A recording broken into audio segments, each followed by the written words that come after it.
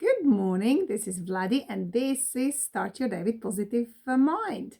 Today we're talking about another yet positive emotion, and we're talking about 7 positive emotions. We're trying to implement this into our daily lives as much as we possibly can. And today we are talking about sex.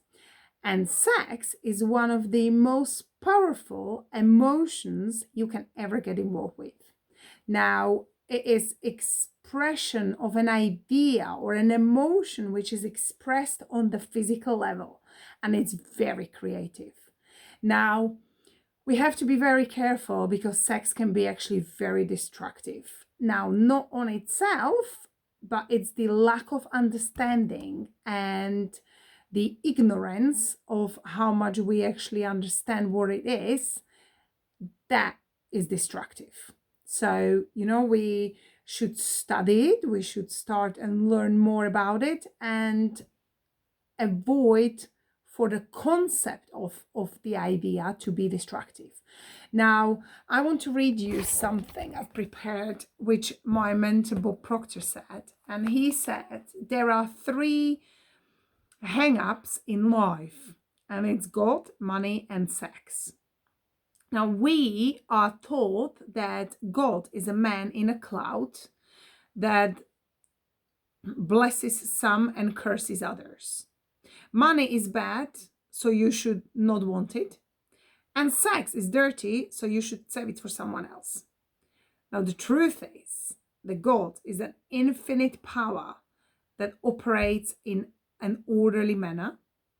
Money is a servant, and sex is something absolutely beautiful. Now, when we get into the concept of this, we learn that when 2 people who have a great sexual relationship would have a true physical relationships as well. Now, what I would suggest is just think about it.